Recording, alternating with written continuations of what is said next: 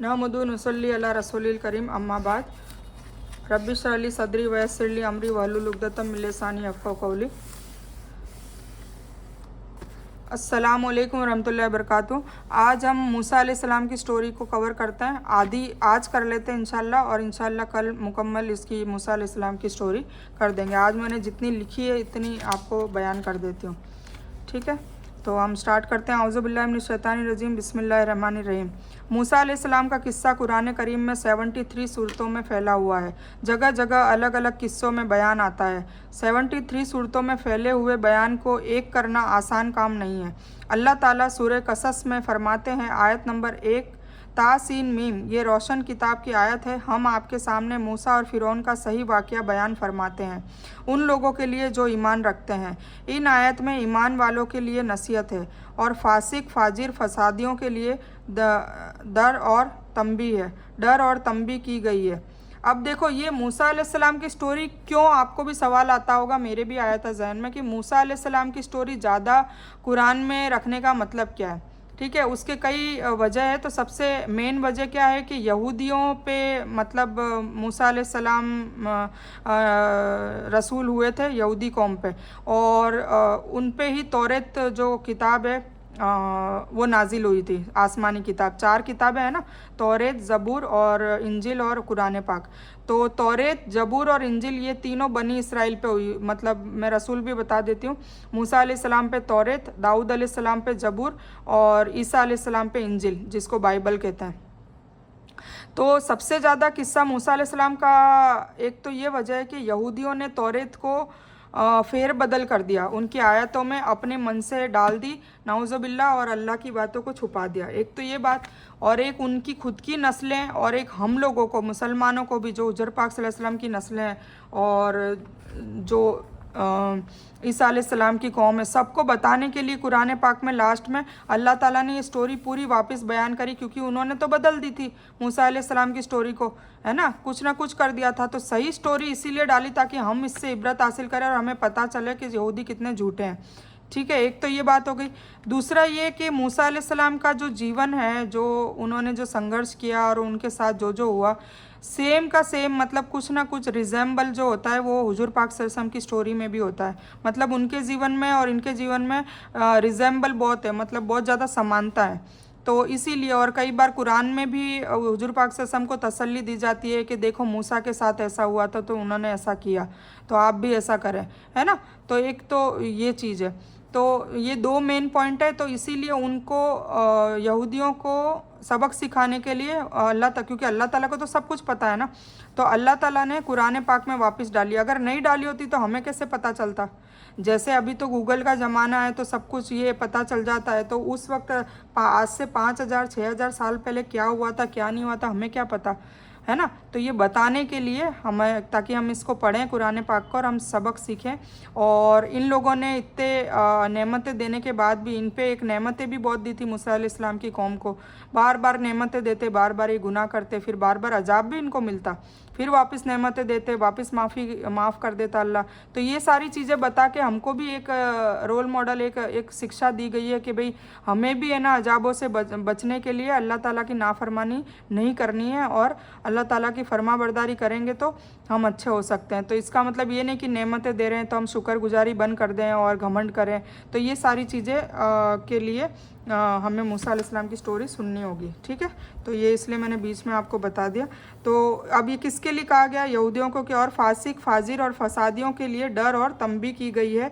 मूसा अलैहिस्सलाम अल्लाह ताला के मुखलिस पैगंबर हैं, उन्हें कलीमुल्लाह कहा गया है ना। जैसे सबको खिताब दिया, आदम अलैहिस्सलाम को खलीफतुल्लाह बोला, इब्राहिम अलैहिस्सलाम को खलीलुल्लाह बोला, इस्माइल अलैहिस्सलाम को जबीउल्लाह बोला, और मूसा अलैहिस्सलाम को कलीमुल्लाह बोला, क्योंकि अल्लाह ताला से डायरेक्ट उन्होंने बात करी थी। तो उन्हें कलीमुल्लाह कहा गया है क्योंकि उन्होंने तूर के पहाड़ पर अल्लाह से डायरेक्ट बात की। आपका मूसा बिन इमरान बिन काहिस बिन लावा बिन याकूब बिन इशाक बिन इब्राहिम अलैहिस्सलाम है, ठीक है ना। मतलब ये इनकी नस्ल बताई है, मूसा बिन इमरान, फिर बिन काहिस बिन लावा बिन याकूब, फिर याकूब आ गए, और याकूब बिन इशाक, ये याकूब इसीलिए बनी इसराइल है, ठीक है ना ये कौम, क्योंकि याकूब अलैहिस्सलाम का एक नाम और था, क्या था, इसराइल। और बिन इसाक, इसाक अलैहिस्सलाम के लड़के थे याकूब अलैहिस्सलाम। अपन ने स्टोरी सुनी है ना, माहिस बड़ा लड़का और छोटा लड़का याकूब, याद आ गया। तो इसाक बिन इब्राहिम, और फिर इसाक अलैहिस्सलाम इब्राहिम अलैहिस्सलाम के बेटे हैं। आपके और याकूब अलैहिस्सलाम के दरमियान ज़्यादा फासला नहीं है। मूसा अलैहिस्सलाम सांवले रंग के थे, काफ़ी कुव्वत और हिम्मत वाले थे। उनमें 10 आदमियों को गिराने की ताकत मौजूद थी। आपकी ज़ुबान में लुकनत थी, मतलब थोड़ा तुतला के बोलते थे।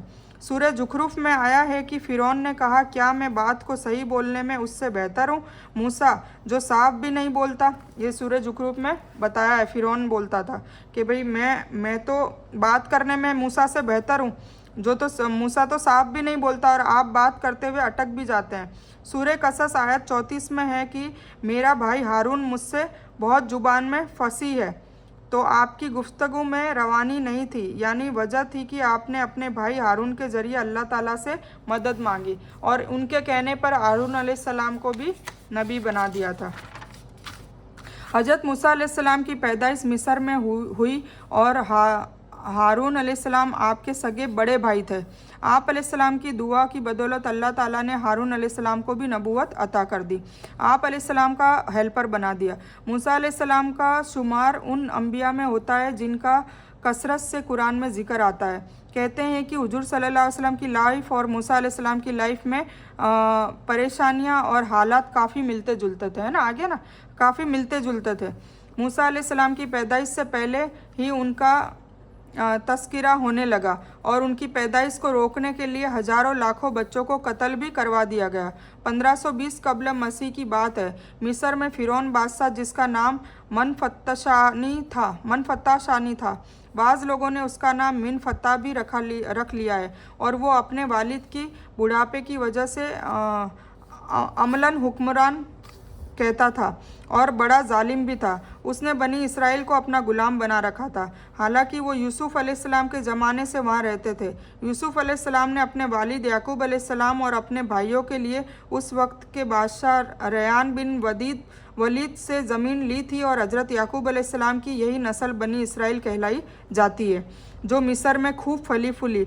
ये लोग याकूब अलैहिस्सलाम के दीन के पैरोकार थे, तो उस वक्त ये अल्लाह के नज़दीक सबसे बेहतर जमात थी, है ना। याकूब अलैहिस्सलाम के पैरोकार थे, मतलब मुसलमान थे सच्चे पक्के।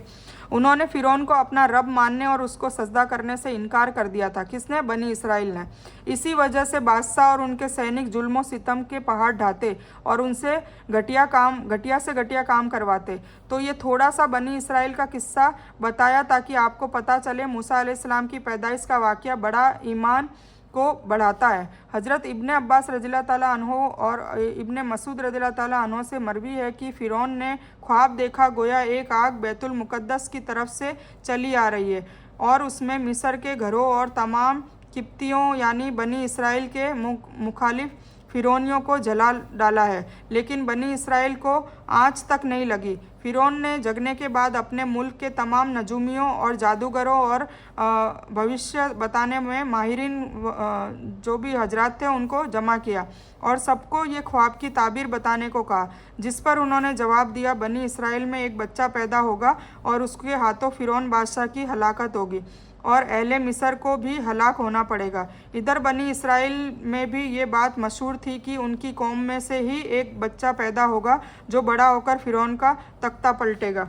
और बनी इसराइल की बागडोर संभालेगा। और ये खबर भी फ़िरौन के दरबारियों ने फ़िरौन तक पहुंचा दी थी, लिहाजा ये ख्वाब के बाद वो फ़िक्रमंद ज़्यादा हो गया, मतलब ये बात तय हो गई और उसने हुक्म जारी किया कि बनी इसराइल में पैदा होने वाले तमाम लड़कों को कत्ल कर दिया जाए और लड़कियों को छोड़ दिया जाए। अब ये कुरान में आया ना अभी, तो ये हो। इस हुक्म के बाद सारे हवारियाँ एक एक घर छान कर सारे पैदाइशी लड़कों को कत्ल कर दिया और बात फैला दी कि कोई भी बच्चा जिंदा ना बचे, लेकिन जिसको अल्लाह ज़िंदगी देना चाहे उसे कौन मार सकता है। फिर फ़िरौन के दरबारियों ने कहा कि इस तरह हम बनी इसराइल के लड़कों को कत्ल करते रहेंगे तो आइंदा खिदमत के लिए हमें कोई भी नहीं मिलेगा, फिर हमारे ये कमतर, घटिया और गलीस काम कौन करेगा। इस पर फ़िरौन ने हुक्म दिया कि 1 साल छोड़कर बच्चे कत्ल किए जाए मतलब 1 साल छोड़ दिए जाए, 1 साल कर दिए जाए।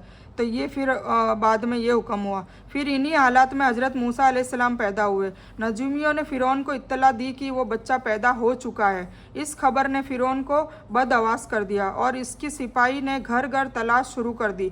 मूसा अलैहिस्सलाम के भाई हारून अलैहिस्सलाम साले अमन में पैदा हुए, मतलब जब कत्ल नहीं करना था ना उस साल में वो पैदा हुए, तो इसलिए वो बच गए। और जिस साल कत्ल करना होता है उस साल मूसा अलैहिस्सलाम पैदा हुए। समझ में आ गया।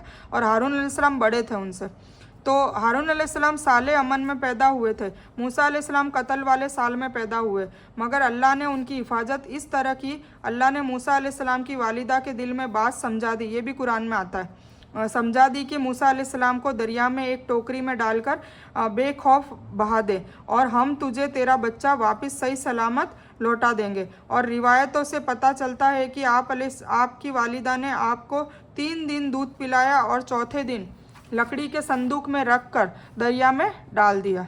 ठीक है, अल्लाह के भरोसे। बाज़ मुफस्सिरीन ने दूध पिलाने की मुद्दत 3 महीने बताई है, वल्लाहु आलम, हमें इस पे बहस नहीं करनी है, 3 दिन या 3 महीने। संदूक फ़िरौन के महल के पास आकर रुकता है। फ़िरौन के नौकरों ने संदूक उठाया और फ़िरौन की बीवी की खिदमत में पेश कर दिया। आसिया बे औलाद थी। फ़िरौन की बीवी का नाम क्या था? आसिया। वो बे औलाद थी। तो जब उन्होंने संदूक खोला और एक हसीन और जमील चांद जैसा बच्चे को देखा तो बच्चे पर फिदा हो गई और फ़िरौन के पास गई कि ये मेरी और तुम्हारी आंखों की ठंडक है, इसे कत्ल न करना, शायद ये हमें फ़ायदा पहुंचाए या हम इसे अपने बेटा ही बना लें। फ़िरौन ने अपनी बीवी की तड़प देखकर मूसा अलैहिस्सलाम की परवरिश की इजाज़त दे दी। उधर मूसा अलैहिस्सलाम की वालिदा का दिल तो अल्लाह ने पुरसुकून कर दिया था, पर वो बेकरार थी। उन्होंने हज़रत मरियम बिनते इमरान, मतलब मूसा अलैहिस्सलाम की बहन, उनको वो टोकरी के पीछे पीछे को अपने भाई की खबर लेने के लिए महल की तरफ भेजा। मरियम दूर से ही संदूक को देखते हुए दरिया के किनारे महल के पास पहुंच जाती है, जहां फ़िरौन की बीवी दूसरी औरतों के साथ मासूम बच्चे को दूध पिलाने में मसरूफ़ थी, लेकिन कोई भी आया उन्हें दूध पिलाने और उन्हें चुप करवाने में कामयाब न हो सकी। जैसा कि कुरान पाक में इरशाद है, और हमने पहले ही से उस पर दाइयों के दूध हराम कर दिए थे, है ना, क्योंकि अल्लाह को उनकी माँ के पास पहुँचाना था। उनकी वालिदा को अल्लाह ने पहले ही वादा दे दिया था कि मैं तेरा बच्चा तुझे सही सलामत वापस पहुँचा दूंगा। जैसे जैसे वक्त गुजर रहा था, भूखे बच्चे की बेताबी देखकर आसिया की बेचैनी और भी बढ़ती जा रही थी। हज़रत मूसा अलैहिस्सलाम की बहन मरियम दरवाजे पर खड़ी ये सब मंजर देख रही थी। फिर बिल आखिर बोल पड़ी, क्या मैं तुमको ऐसा घराना बताऊं जो इस बच्चे को पाले, उसकी खैर ख्वाही से परवरिश करे। फ़िरौन की बीवी की ख्वाहिश पर मरियम जल्दी से अपनी वालिदा को महल में ले आती है और मूसा अलैहिस्सलाम ने अपनी वालिदा की छाती से लगकर दूध पिलाया। यूँ अल्लाह ताला ने आपकी वालिदा से किया हुआ वादा पूरा कर दिखाया। देखा, मतलब अपने ही बच्चे को, और कितनी बड़ी अल्लाह का कमाल है कि फ़िरौन जिस बच्चे को कत्ल करने के चक्कर में लाखों बच्चों को कत्ल कर चुका था, और जो जिनको मतलब कत्ल, मतलब जो बड़े होके इनको मारने वाले हैं, उसी को वो पाल रहा है। देखा अल्लाह का करिश्मा।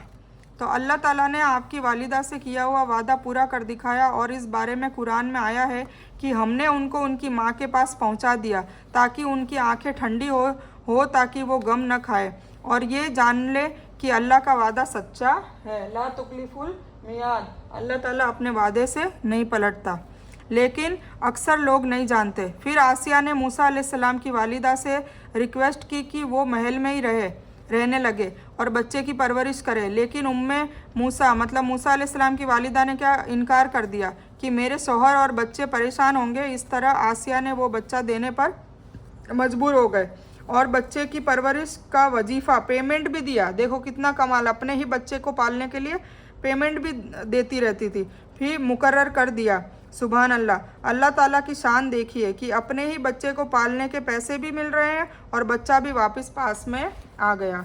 और जिस बच्चे के खौफ से फ़िरौन ने हज़ारों लाखों बच्चों को मरवा दिया, वो बच्चे खुद फ़िरौन के महल में पल रहा है, वही बच्चा पल रहा है, और वो भी अपनी ही वालिदा के घर में, वो भी पैसे देकर। है ना कमाल की बात। फिर जब मूसा अलैहिस्सलाम का दूध का टाइम ख़त्म हुआ, मतलब वो बड़े हो गए, तो आसिया के पास महल में मूसा अलैहिस्सलाम को लेकर उनकी वालिदा पहुंच गई और उस वक्त आसिया और फ़िरौन महल में बैठे थे। आसिया ने बच्चे को फ़िरौन की गोद में रख दिया। हज़रत मूसा अलैहिस्सलाम ने गोद में बैठते ही फ़िरौन की दाढ़ी पकड़ ली, फिर उसके मुंह पर तमाचा मार दिया और बाज़ रिवायत में है कि उनके हाथ में एक छड़ी थी जिससे वह खेल रहे थे, वो फ़िरौन के सर पर दे मारी। फ़िरौन गुस्से से आग बबूला हो गया। वो काहिनों की पेशन गोई पर पहले से ही बड़ा बेफिक्रमंद था कि कोई बच्चा, तो उनको शक होने लगा कि कहीं ये बच्चा तो नहीं है।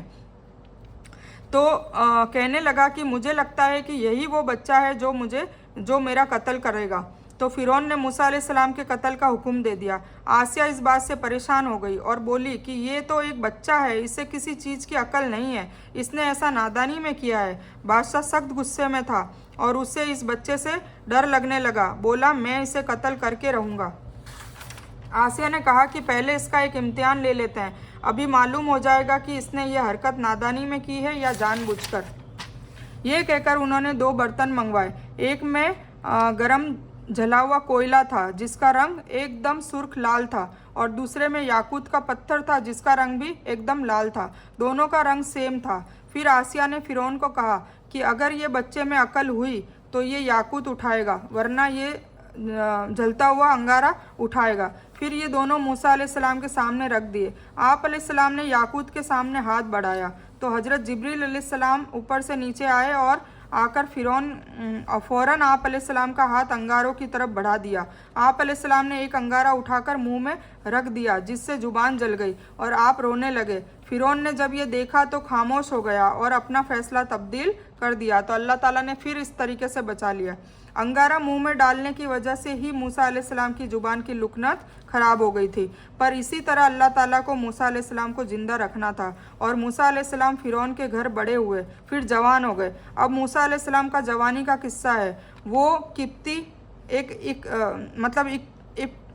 इसका नाम मुझे बोलना नहीं आ रहा, इकिप्ती का नाम का एक शख्स था, उसका कत्ल मूसा अलैहिस्सलाम के हाथों से हो जाता है। वो इकिप्ती के कत्ल के हवाले से है और कुरान में भी ये किस्सा मौजूद है। ये किस्सा कुरान में भी आता है, जैसा कि कुरान पाक में है कि और जब मूसा जवानी को पहुँचे तो हमने उनको हिकमत और इल्म इनायत किया।